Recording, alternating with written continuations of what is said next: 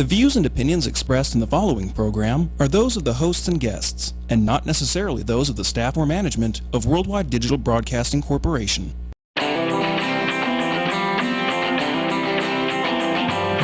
Hot topics, food, fun, entertainment, and serious business. Live Las Vegas with Rikki Cheese.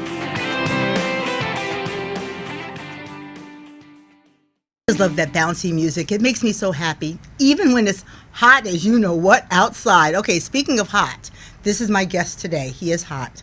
Gemma, who's the Media Relations Director for the Las Vegas 51s, a good friend of mine, and he's here on the show today to talk about the team. What are they doing today?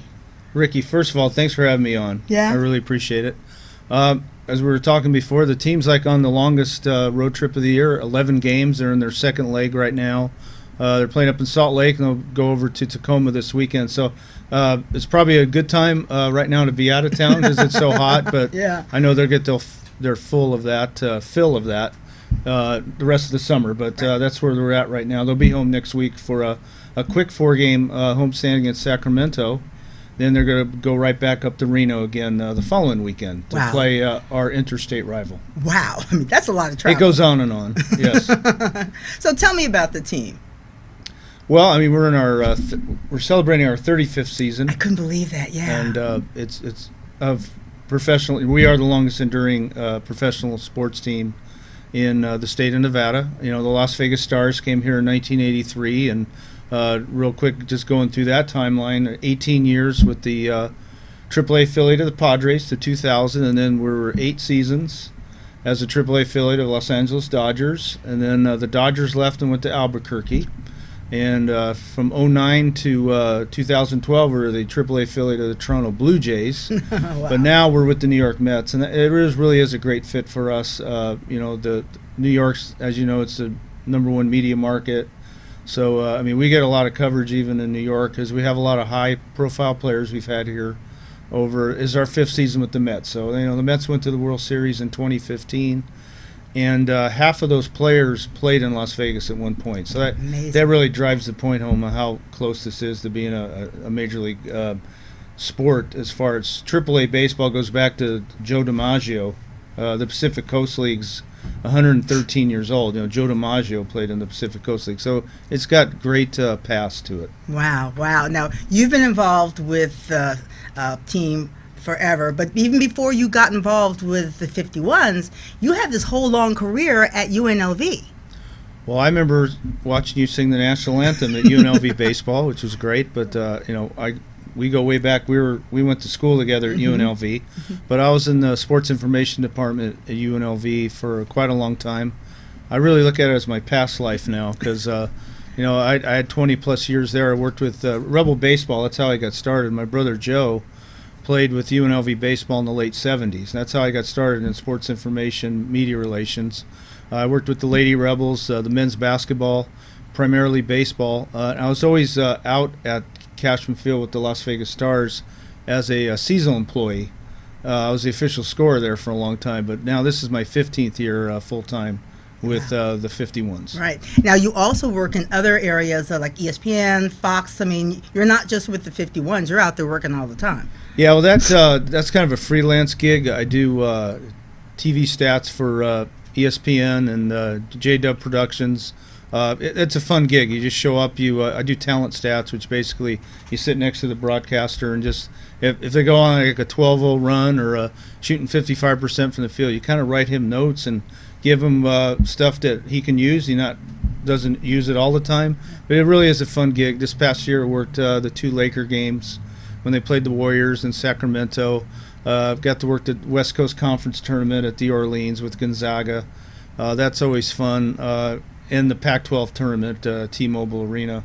So it's fun. You show up, and the best part about it, you know, basically 2 minutes after the game, your gig's over. But college basketball is really fun to work, and it's a nice side job, more or less. What's involved in being the media relations director? I mean, what's your day like? Well, minor league baseball is different. If I was with the Mets, they have multiple people on their staff, maybe 3 to 5 people. Actually, the Mets have more than that, who specifically will do the game notes or have to deal with the clubhouse, be a liaison when the media comes, because you got to remember, with the New York Mets, they have 10 beat writers because Wow. it's New York City. Sure. But for the 51s, when you're in minor league baseball, you wear a lot of different hats from everywhere. From our director of sponsorships will say, "Hey, can I get this logo on our website for our sponsor?" And I'll stop and do that. There's just a lot of different things. Basically, once the season starts, from day to day, like for instance, today we're on the road. My main goal when we're on the road is to make sure the media notes are done, send them to my counterpart in Salt Lake today. I do also monitor the roster moves with the Mets, which sometimes that turns into a full-time job with the roster carousel. But I make sure our roster's in compliance with the minor leagues, and because you have 25 active players on the AAA roster. Also work with making sure our publications are done. We do a different game program each month. During the off season, at least 3 to 4 months, I typeset our media guide, research, and update that. So that's what a lot of my time in the off season is. It's just a lot of things going on in minor leagues. We have one of the smaller staffs in all the minor leagues here at Las Vegas 51. So a lot of us wear different hats. It'll go from everywhere to going to drop off some tickets to a client if one of our salespeople can't do it. It's just it's a team effort. Right. Yeah. It's been so long I'd forgotten that it was ever the Las Vegas Stars, and the story of how the name the 51s became obtained. Well, the old we've had a few owners here, but Mandalay Sports Entertainment, which is not Mandalay Bay, but they now own the Dayton Dragons, the AA team. Also Scranton Wilkes-Barre, the AAA affiliate of the Yankees, they had some part ownership in that. They took it upon themselves for the 2001 season to rebrand everything, since the Stars are going to be now affiliated with the Los Angeles Dodgers. And it's quite ironic because this is the 35th season. 18 years have been with the Stars. This is the 17th year at the 51, so we've almost been 51s as long as the Stars. And I know at first people were like outraged about it. We had an alien head, and actually the alien hat. The Area 51 thing, right? Area 51, which I think sits about 130, 140 miles from here. But there's been a lot of movies about it. Black Hawk Down, or all that stuff. There's a lot of stuff going on in Area 51. So they rebranded it. I know a lot of people didn't like it at the time. Now that the name's kind of, everybody knows what it is, at least. The 51s, they know it's the AAA Baseball Pacific Coast League. Right. So, it's the 17th year of it already. That's amazing. Yes. So what do the 51s mean to this community? Well, I think, like Don Logan, our president and CEO, says, we do a lot of things for the community, from having Little League days to hospital visits. Our community outreach is great. Melissa Harkavy, our VP of Community Relations, that's her number one goal. I just think it's affordable family fun. Is basically, it may sound corny, but that's what really drives the minor league sports, especially minor league baseball. In advent of the major league sports coming, which is great for the city. I'm born and raised here. I never thought we'd see a major league team here. Now we're going to have 2 of them. But, it's very expensive to go to those games. So the niche that AAA team here will always have, our low-end ticket's still $11. We're still cheaper than a movie. There's several markets that have AAA baseball in major league sports. Nashville's a perfect market. It's the same now. It's going to have the NFL, the NHL, which are in the Stanley Cup, and AAA baseball. Salt Lake's got that. Memphis, Oklahoma City, Charlotte, Indianapolis. So they definitely can coexist. So a lot of it's just affordable family entertainment. Yeah. That's what we are. Yeah, I've been to so many different. I've actually covered them. I haven't gone to that many games, but covered so many community events. The outreach that you guys do is phenomenal, and how the community supports the organizations that need that is phenomenal as well. Yeah, you just look at the outfield fence when you go out to Cashman Field. The corporate sponsorship presence is awesome. People know we average 5,000 a game. Right now we're averaging close to 6,000 a game. The attendance has been great, but I always like to thank the fans for their support. But it's always a good product. The one thing we never have to defend is what happens between the chalk lines.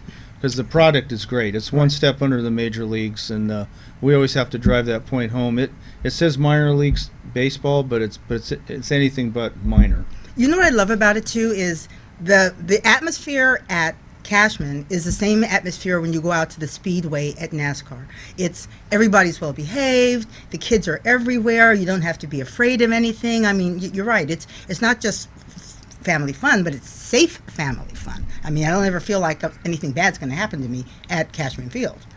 Well, AAA baseball, the Pacific Coast League, is one of the quote unquote normal things to do here, because being here in Las Vegas can be, I mean, really, and as natives we can say that. You can go crazy here, as you know, but right. It is one of the quote unquote normal things, which Don Logan always says, but he's right. I mean, it's we're in the entertainment business also, right? Albeit we're not the Cirque show or whatever, but it's still a way where people can go and forget about their troubles, or just go have fun and get their mind off things in the everyday world, especially what's going on now in this world that we live in. It's crazy, but it's just it's kind of an escape for 3 hours. Just go and have fun, and that's what we try to do. Yeah. Now talk to me about the talent that's coming out of this city and moving up the ranks. I mean, drop some incredible names. Yeah, I mean, we can name drop really good ones.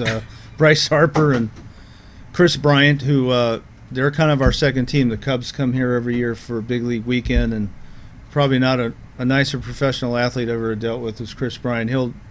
He's done a press conference for us the last couple of years where all the media will talk to him at once, and it's not a bother from him. He for like 20 minutes this year at the big league weekend.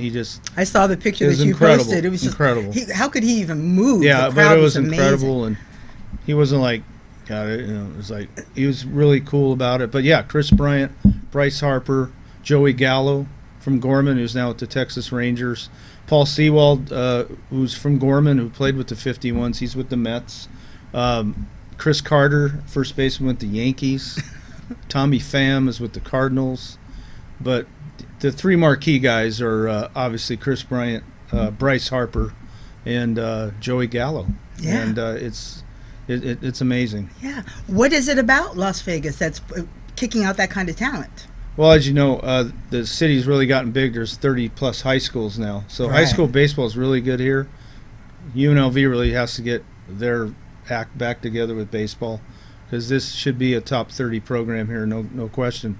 So there's a lot of good college programs. CSN just went to the Junior College World Series. I think a lot of it's just because the weather is conducive to it. But 30-plus high schools now, this has turned into a hotbed. It's not like when I went to school. When I was in high school, El Dorado and Chaparral were just new. Right. And I kind of laugh about that when I think about that now. But a lot of these high schools today, like I drove by Cimarron, you forget where all these high schools are. There's so many of them now. But that has a lot to do with it, just the number of high schools. Yeah. When the explosion first started happening, and I would be out with a photographer, it's like, what school is that? I mean, there's so many high schools are just popping up everywhere, and the names were weird, because I don't know why I think Palo Verde should be in East Las Vegas. That name sounds like it should be in East Las Vegas, and where's Liberty? Liberty's like way out there, but you're right, and these are big, huge campuses. I mean, even Rancho, which is now a magnet school, is. I was just sitting in a classroom the other day, Ruben De Silva's world history class.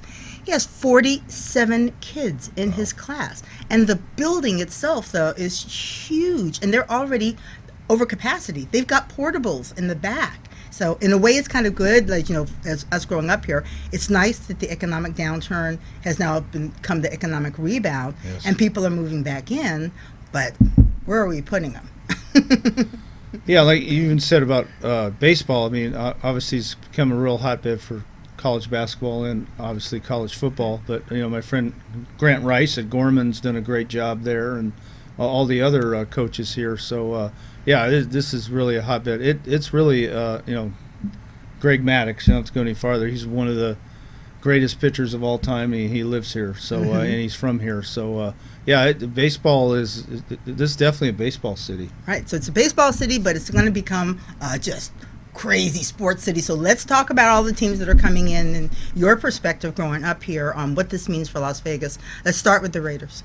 Well, first of all, I never thought we'd have an NFL team, because the way the NFL frowns upon Las Vegas. Wouldn't even let them put ads in the Super Bowl. Right. They've done like a 360 on this now. They've finally. Do you think David Stern getting out of there had something to do with that? I think what really helped a lot was, obviously Bill Foley deserves all the credit for basically $500 million to get in a franchise, where the NFL is kind of just.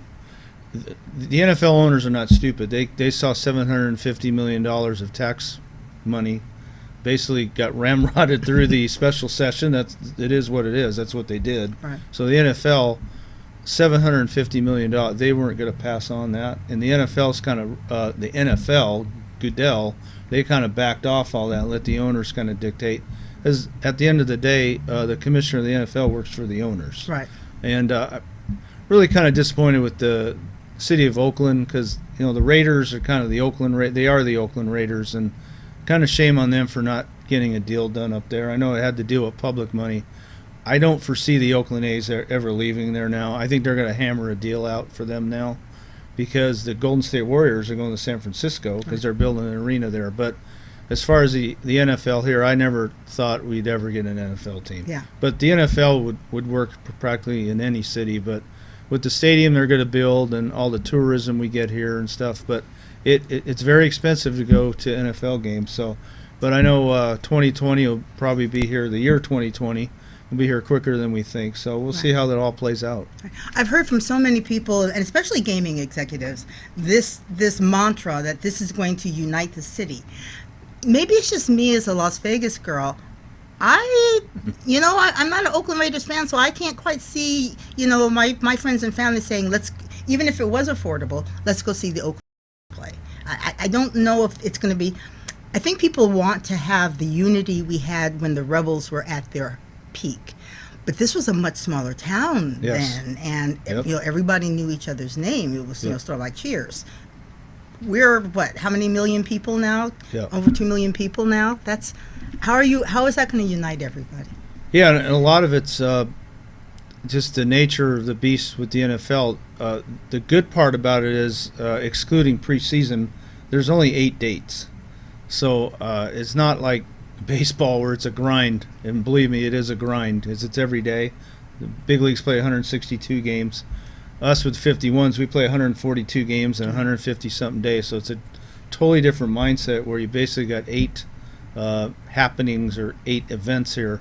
So I don't know about bringing the city together. It's going to bring a lot of people from out of town together. I know that, but I think it's just a different animal, the NFL. Right. I don't think, like you said, with the college basketball and the running Rebels and their heyday and stuff, it's just totally different. It's 2 different things. I have to say, everybody can say to me, Rikki, I told you so, because I was a naysayer on a bunch of this stuff, especially hockey. I never really understood. It's like, really, Las Vegas, you guys want to go see hockey? I went to a Wranglers game, but I didn't understand how it's like a professional hockey team coming. That's going to be a big deal. Am I wrong on that one, too? I thought the NHL would be the first major league sport in here, because I thought they'd be the first one to try it. Right. That thing just it had legs, and all of a sudden, they built. If it wasn't for T-Mobile Arena, we wouldn't even be sitting here talking about that. MGM, AEG, it's $350 million of private money. Private money. And then Mr. Foley, to get an expansion team, he had that season ticket drive, and that thing would have fizzled out when they had the press conference and everything. It would have been a moot point. The NHL is trying to go to 32 teams. I know they want to put a team in Seattle because there was different, not to bore people, but they wanted to get an even 16 in the West, 16 in the East. Okay. And they don't have that right now. Now they have 16 in the East, and Las Vegas will be the 15th team in the West. Ideally, they wanted to get Seattle at the same time, and then you got a perfect geographic alignment. But it's just, the fans kind of stepped up with the season ticket drive, but the first driving force was obviously T-Mobile Arena, and then all of a sudden they got 12,000 season tickets, and then Gary and Bettman, they did it fast, yeah, too. and kind of, lack of a better word, they kind of pushed Mr. Bettman in a corner and said, let's do this. Right. It's kind of happened real quick, too. So I tell you right now, I got a 11-game plan because there ain't going to be any tickets.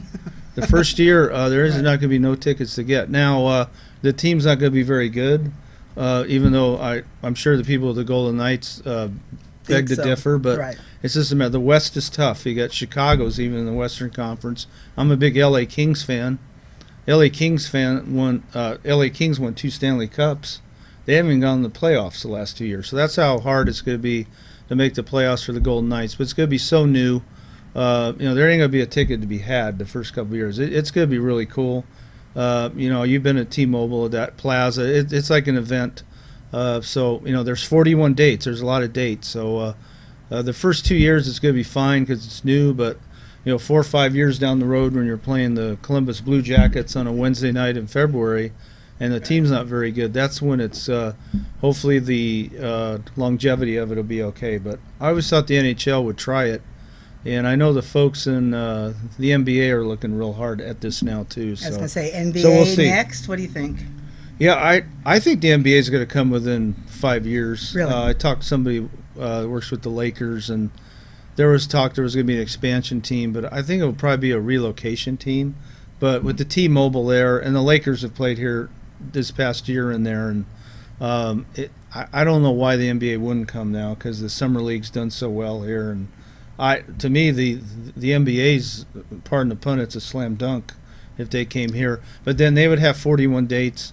The Knights would have 41 dates. Obviously, the T-Mobile could accommodate both, but now you're really stretching out the dollar to spend. Right. Because the NBA is very expensive too. That was another one but I believe that the T-Mobile was going to happen, but that it happened so fast. And I always use the comparison. I compare that to the Speedway because it was private money. You can do something fast with private money. If that had to go through, you saw what happened with the fight between the county and the city over the stadium because it was the public money that was the big holdup. As soon as that money started coming through, it's like, oh, okay, we can do this. We can do it fast.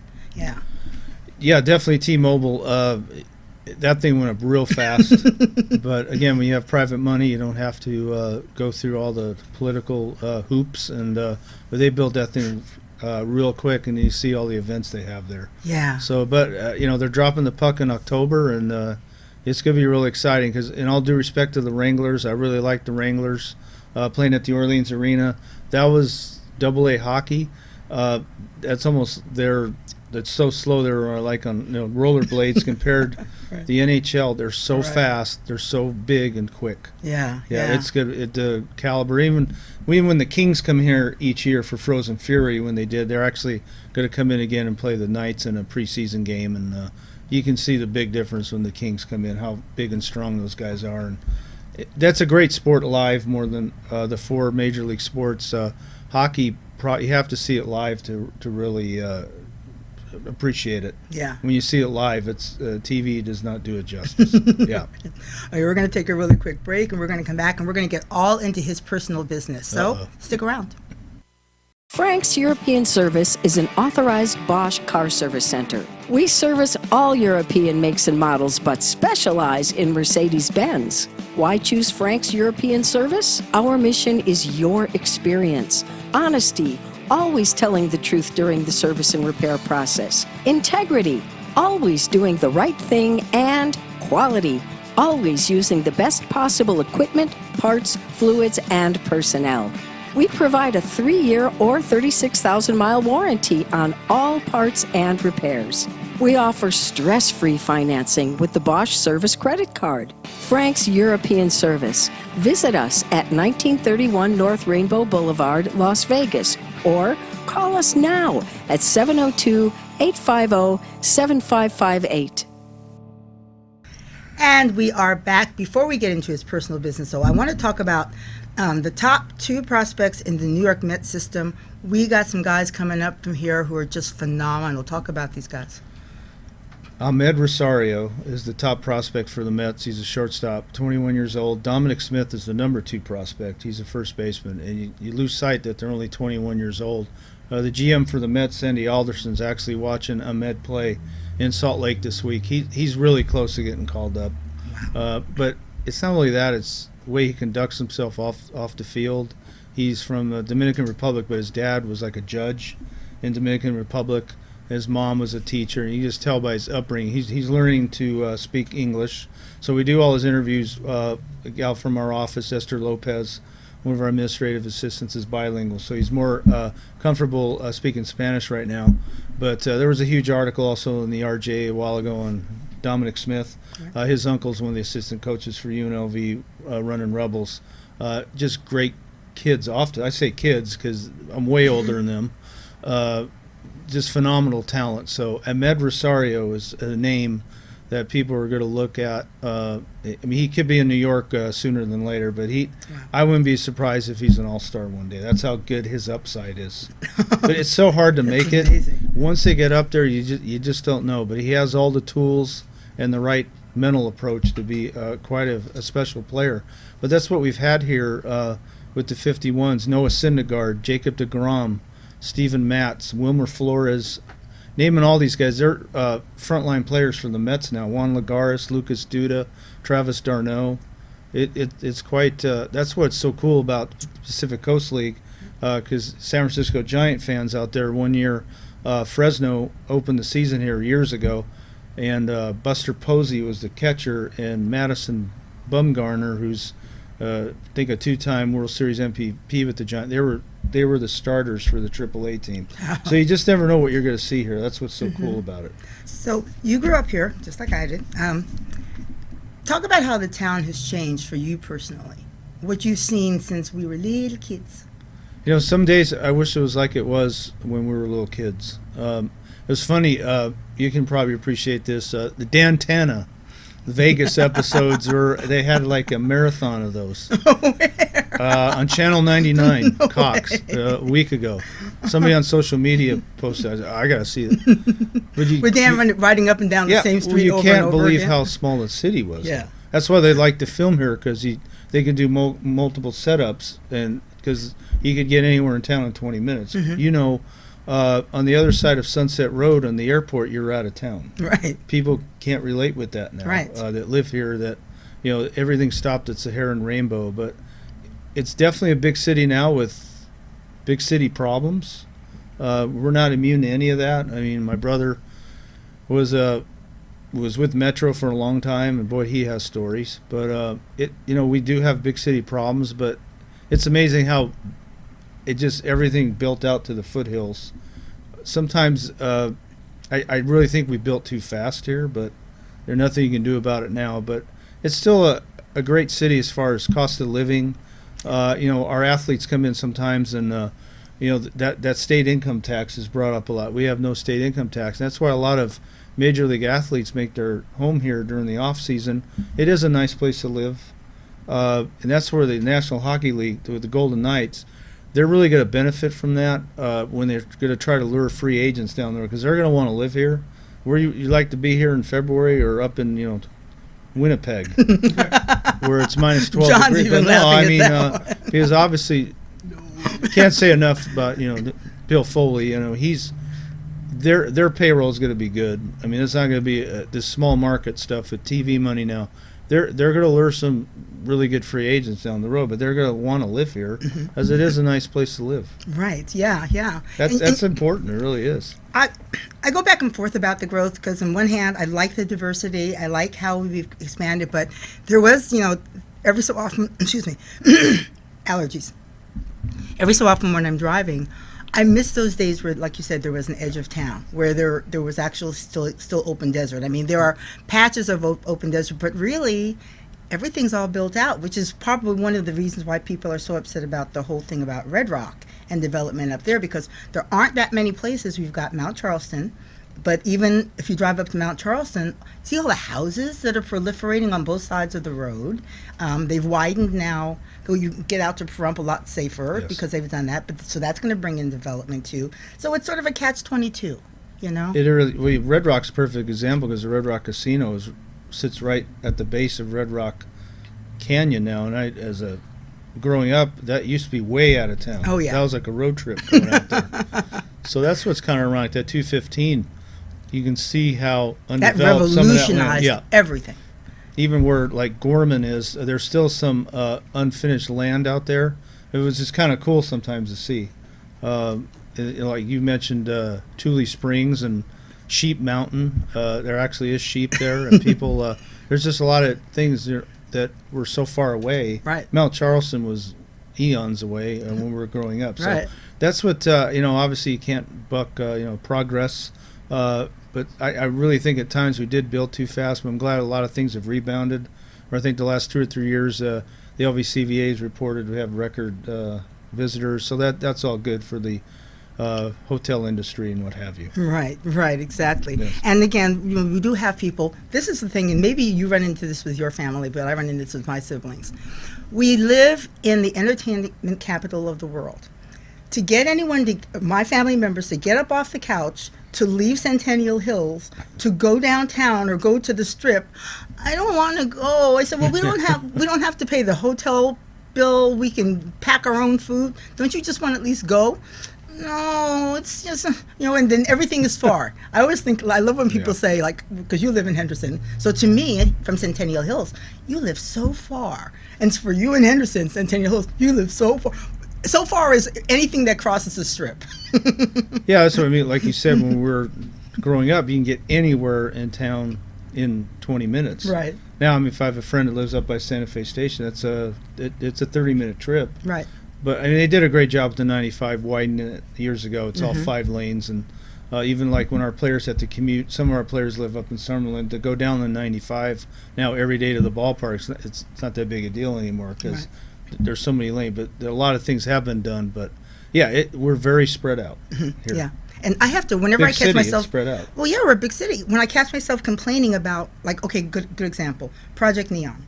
Remember when they first started widening 95 and that was a big controversy. And then once it was done, though, everybody was happy. Everybody so it's loves sort it. of like it's the agony before the victory, and people in Las Vegas are getting mad about everything, especially traffic. Okay, have you noticed this phenomenon? And maybe it's just me. When do people start this honking? This could be the honking capital of the world. What is up with that? The quickest distance time lapse is when a light goes green and it was from red and they honk. It's or sometimes they honk when it's still red. It's I can't move. You don't have ESP. You can't anticipate when it's going to turn green. But another thing, I don't like to go slow on the 95, but I'll go 65, 70. People are flying by us. Why is everybody in such a rush? I don't know. I mean, it's incredible. Yeah. When I commute to the ballpark every day, and it's like a drag strip. Mm-hmm. People are passing on the right also. It's like people just need to chill out a little bit and slow down. But yeah, the honking, we're the honking mecca here. What? Somebody tried to explain it. Somebody who was new when I was over at 13. She was from the East Coast, and she said in New York on the East Coast, people just sit in their cars and just honk. So, but I thought, well, what good does that do? I'm just asking the question. If you have a question, if you have an answer for me, hit me up, send me an email or something. Just explain to me the emotional and psychological advantages of hitting your horn when we can't move. And if you've been in Las Vegas more than 2 days, you know that you don't drive on the green right away because 5 cars have to get by on the red. You're not going to get out in the intersection. You got to wait till that last car goes through. It is scary as everybody's in such a rush, and it's like it really is just like a drag strip out there. But yeah, there is a lot of transplant Easterners here. Maybe that has something to do with the honking. I just thought of that. Right. But that's the one thing. Like when the Cubs play here for Big League Weekend, there's so many Cub fans that live here. Or like even when we play the Memphis Redbirds, or the AAA affiliate of the Cardinals, you see all the St. Louis garb, and that's what's kind of cool. It's such a melting pot here. Right. And this is a Dodger town. When Oklahoma City Dodgers are coming here in August, you'll see a lot of Dodgers garb. There's a lot of Mets garb at our games too, which is great. That's why this affiliation's turned out so well. There's a lot of New Yorkers here, and there's a lot of Mets fans here, which is good for us. Yeah, my parents are born and raised New Yorkers. And I know growing up, there have been waves of, I'd say, immigrants. Like the whole lot of, it seems like if one family member moves, little by little, the whole clan comes out here. So my parents were from New York. My brother-in-law's from Chicago. His whole family came out here. It's like once folks get here, especially from colder climates, like poor Dave, Coach Jackson at Cimarron Memorial, I'm going to start Centennial, rather. He got so mad a couple years ago when we had that big snowstorm. He's like, I could have stayed in Chicago for this. Yeah. He loves the heat. Yeah. That's right, we do get snow here. Yeah, and that's hard for people to believe. Freaks people out. Yes. Yeah, it doesn't. I really don't know how to drive on snow. I've only driven on snow one time, and I was scared out of my wits. I thought, I just pulled over. I said, I'm going to wait this one out. Yeah. The other thing I love too is I always tell people when our flash flood season, when our monsoon season happens, newcomers always get scared when they see the water in the flood channels. Yes. And I have to explain to them, no, that's a really good thing. It is. That is what's saving your life, all those flood channels. Yeah. Years ago, we didn't have those flood channels. That's why the Imperial Palace and Caesars would turn into a raging rapids. And those flood channels, they've done a great job with those. Right. Because those things do get full. And those retainers, the flood channels are... Isn't it... who came up with the idea of turning them into like soccer fields and multi-use when they're not flooded out? That's brilliant. It really is. Yeah, and that's open space that we wouldn't have had. Yes. Another big sport here, golf. When the proliferation of golf courses started happening, I thought, well, what a waste of water. Now I see it as, well, that's green space we probably would have built on. We wouldn't have had those areas, and they're charging money, so it's not like it's just public money that they're being used for.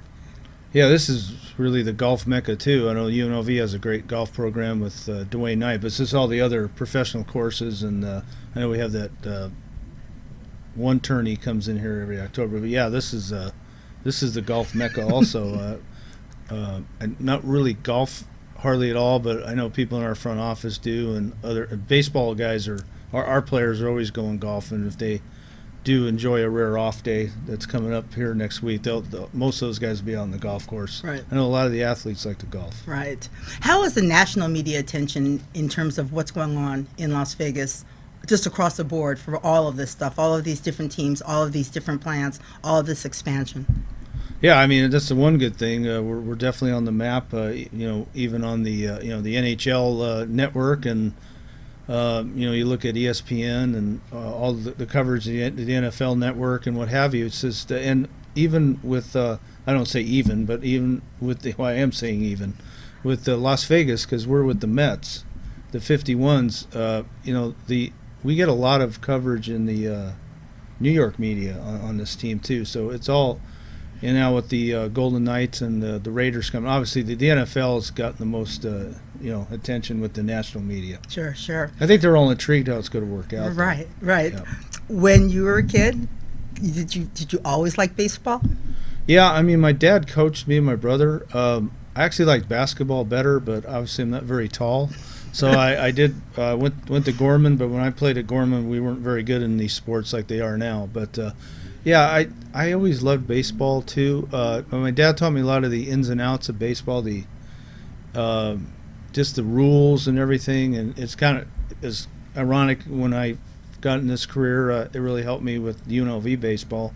Just understand the game, and it's totally different than understanding the game than applying that to media relations or PR skills. But it all, I mean, I always loved sports, and when we were kids, we used to always go down to Southern California for vacations, the good old, Magic Kingdom, Disneyland, but we used to always go to Angel games or Dodger games, so it was always kind of with us. So you grew up with it? Yes. Yeah. Yep. And so how active were you? I mean, were you playing every day? And it's funny, when we played American Legion in the summer, it'd be 112, and we knew it was hot, but it doesn't affect us the way it does now. But I mean, we always went to Little League. I played high school baseball, but that's where I stopped. My brother played at UNLV, so that's how I got started in this business. But he excelled in college playing at UNLV, and that's a much different ball game when you play college baseball versus high school baseball. But again, we grew up with, we played it a lot. We did also play basketball, though. This day and age now, there's not a lot of three-sport athletes anymore. why is that? I don't know. Everybody wants. There's a lot of pressure if you're a really good basketball player in high school, or a really good baseball player in high school, or a really good football player in high school. They just want you to hone in on one. And sometimes I think you should just let them play the 2 or 3 sports and just let it ride out, Right. see how it plays. I think there's just a lot of pressure now from the AAU thing and there's a lot of stage fathers and stage moms out there, unfortunately. So back, years ago, I think there was more multi-sport athletes. There are now, but not as much as it used to be. Right. Have you seen, and I don't know how you can credit us, but you just touched on that. The expectations on kids from sports. I just remember I was not a sports person. I was a judo person, and also I didn't want to be outside because it was hot. But my brothers were allowed to just play. They did Little League, they did T-ball, they did all those things. It wasn't sort of like, and you must get a scholarship. I mean, I'm going to games sometimes with some of my friends, and they're already talking about college scholarships, and their kids are in junior high or in sometimes elementary school. I just wonder about that. Well, I'm not a parent, and probably people say, "Well, then you don't know what you're talking about." But you do see that a lot. Being in sports my whole life, there's a lot of stage fathers and stage mothers that'll push the kids to play, and sometimes they don't want to play. And sometimes you just got to let it kind of ride out and see what they're good at too. But if they're really good at football and they're really good at baseball, the way the seasons are in high school, you can do both. Right. And again, they should just let them kind of have fun doing it.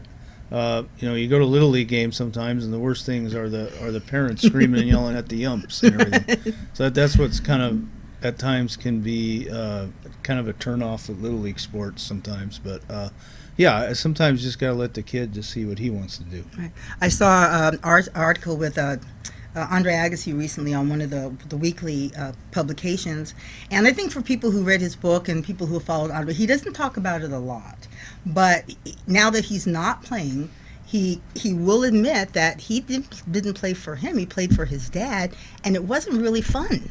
It was kind of a grind. It was it was a job. Well, you can look at unfortunately Tiger Woods last week, but his dad was a real driver for him, and look at the Williams sisters. That's the prime example there. I mean, they practice all the time. Right. I mean, it paid off for them, but sure. That's a good example there too. And when I talk to kids, when I go to schools and I ask them what they want to do, and they'll bring up these names, and I always point out to them that, do you realize how hard that person had to work? Yes. Especially like my latest one, I really like to talk to young girls about is Beyonce, because she's everything. It's like, if you go on YouTube, Beyonce's been working since she was 2. There's video of Beyonce in the kitchen dancing when she was 2 years old, and then there's another one that I find I always point out to the girls where she's actually coaching the other girls, and she was like 7 or 8. So yes, Beyonce's a huge superstar now, but she didn't get to go to prom. She didn't hang out and go shopping at the mall. She's been working. It takes a lot of work to get to that level. And these guys that you're talking about, even with your team, people don't realize, like your team right now. I mean, they're on the road. They're on a grind. They'll have one day off. We have about 1 or 2 days off a month. Like you said, I think some people think, not everybody, but the average fan sometimes thinks these guys show up at 6 o'clock for a 7 o'clock game. A lot of our guys are at the ballpark by 1:30, 2 o'clock every day, maybe sooner. Especially if we have a roving instructor from the Mets, who's an infield roving instructor, or a pitching roving instructor, or a catching roving instructor. They'll have a thing called early outs. They'll just get all the pitchers together and run drills from hit the ball to first baseman, and the pitcher runs the first, and cover first, like a first base to pitcher drill. Okay. Or they'll do base running drills, or the catcher will put on his gear and they'll do pass ball while pitch drills, the technique of blocking pitches. Early outs, as far as guys early hitting who may be struggling a little bit, because baseball is so weird. You bat 300, you're good, but you're out 7 out of 10 times. So the failure can really get to a hitter after a while, but early outs, they'll work on trying to hit the ball the other way, which if you're a right-handed batter, hit the ball to right field. Left-handed batter, hit the ball to left field. Hitting off a tee. So these guys put in a lot of work even before, they're there. If you get there at 2 o'clock and the game's over 10:30, it's an 8-hour workday. Right. But that's why these guys are so good. They work hard at it, and you do infield, outfield at 4 o'clock in the afternoon when it's during the heart of the summer here. It's going to be like 108, but we hit from 4 to 5 o'clock. That's when we're out on the field. Well, we're working on getting an indoor hitting facility, but that's another story for another day. But they're doing that in Salt Lake today. I'm sure we have some early outs, or when we're on the road, we'll hit second, meaning we'll hit. We have a 7:00 game in Salt Lake tonight. We'll hit 5 to 6, but our players there well before, in this case they have a nagging injury, they got to get treatment. It's definitely a full-time job. But just to expound on what you said, it's not like showing up at 6:00. All right, put my stuff on. We're gonna go play. Especially on this level, it doesn't work that way. Right. Yeah. What kind of family life can you have when you're traveling like that? Are these guys mostly single? Do they have wives and kids? Yeah, the thing is with AAA, it's such a big blend. Some guys are in their 30s on their way down. Some guys like Ahmed Rosario are 21 on their way up. So it's most of them, a AAA team is in their mid to late 20s. Mm-hmm. Some of them are married, have kids. Some of them have fiancés. Some of them are single. I know a couple of our players, their fiancés were out here last homestand, so they'll get to spend time with them. It's definitely a different way of life. You have to have a real there's got to be a lot of understanding, but the bottom line is our players here, if you get called up to the big leagues, the minimum big league salary is now $525,000. What? Say that again. $525,000. Ooh, I could suffer. Which is basically $70,000 a month. You get paid during the season. You start flying charters. You get $125 a day to eat on. You have your own room in 4-star hotels. That's why, guys, if you get up to the big leagues, it's awesome. I mean, and that's the pinnacle of where you want to be, and that's the financial reward, and that's why you put so much time and effort. And if you do have your fiance, like Paul Sewald from Gorman, he's been up with the Mets now for over a month. His fiance did go with him for a while. His home's here in Las Vegas. Can't find a nicer guy as a professional athlete. He's so media savvy. He'll be great with the New York folks, so hopefully he'll stay up there the rest of the year. He may come down again at some point. Hopefully he'll come back up. But that's a prime example where, you're talking about pay your dues. Yeah. But there's a lot of money in the major league level of sports. So where the minor leagues don't make as much, but you got to work hard and see how it plays out. Right. And we talk a lot about Greg Maddux. I mean, I think everybody knows his name here in town, and he's just an outstanding example of a guy who just made it big, stayed humble, came back home. I mean, you can't say enough good about him.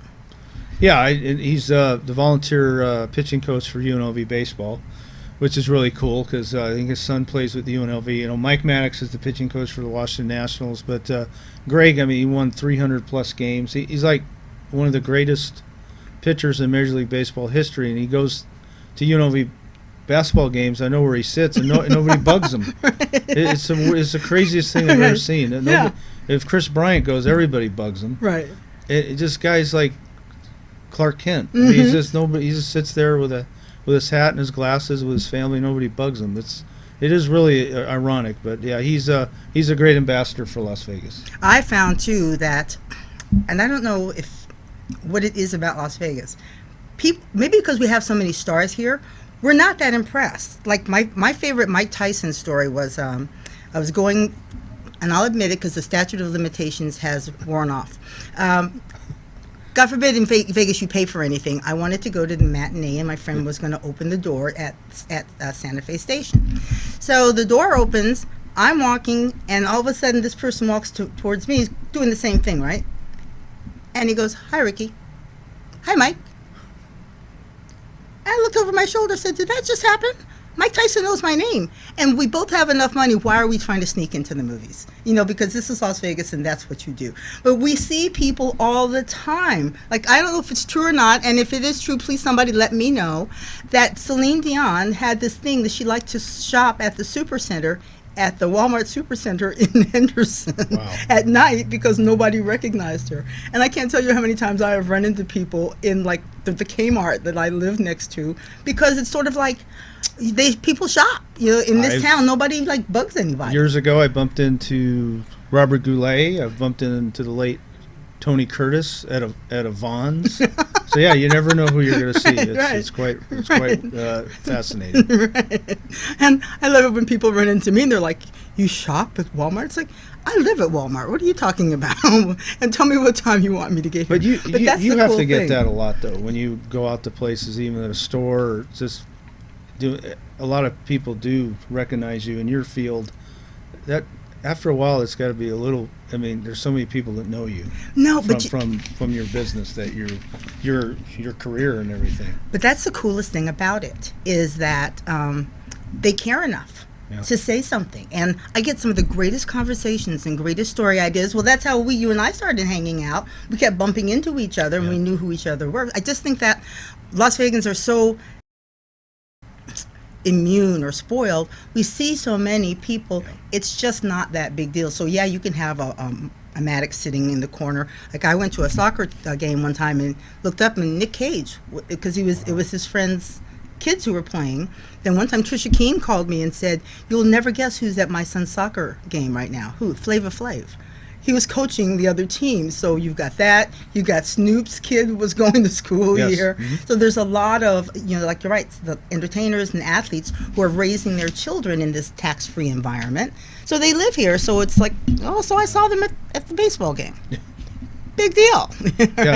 Celine Dion's actually come to a couple 51's games in the past because her children like baseball and everything. So you just never know who's showing up. Right. Years ago, Al Lewis, Grandpa Munster, was at one of our games. That was one of my highlights. It was. See, you never know. Well, I had them all cracking up. I've met presidents. I've met all the gaming executives. Mm-hmm. It gets to the point where you see them all the time. So hi Steve, hi Alan Feldman, hi Jim Mirren. Okay, so you're there with the microphone because you're just working. Yeah. I got so excited when I got to meet Jackie Gone. My mother grew up at the El Cortez. Yes. To me, I was like, I get to interview him. This is fantastic. I came back, I was like, I interviewed Jackie Gone, and people were looking at me like, who's that? It's like, only local kids would get just as. I was thrilled. It was like, Jackie Gone said hi to me and hugged me, and it was really, really sweet. That one, and my other favorite was standing in the room, and you feel a presence behind you, and I turned around, and Smokey Robinson was this far from my face. Oh, wow. And he did like this. He put his hands on both sides of my face and said, "I think you're great." And just let me tell you, ladies, Smokey looks just as good now as he did back in the day. Oh my God, his skin is great. But these are the encounters like the people that you run into who come to the games. I mean, that's just your norm, I get more of I see people from the music industry though, really? Versus the athlete. Yeah. If I see somebody from the music industry or the I have to ask really fast movie because stars or whatever. I was looking at your Instagram. You're a big Styx fan. Yes, that's what I was just saying. I met Tommy Shaw a few years ago with a photographer who shoots for him, and he couldn't have been nicer. That's the best part, when he was so nice. He's a rock icon. So that stuff like that, I was like, really, I can't believe this. Yeah. And you're just having a normal conversation. It's like, this is no big deal. And I've seen him a couple other times and see their show every time they're in, and they put on a great show. But they're really nice guys, which even makes it better. So let's wrap up. Teams coming back in town. When does everybody get to see them? What's next? We're back up. Just got 2 quick 4-game homestands, June 13th to the 16th, and the following weekend. A Thursday through Sunday against Salt Lake, June 22nd to the 25th, and LV51.com. You can check out all our stuff on there. Fantastic. Well, thank you for being my guest on my show today. Learned so much. See, you think you know people, and you learn all kinds of stuff when they're on your show. So thank you for being on, You're welcome. And thank you guys for joining us on Live Las Vegas with Rikki Cheese.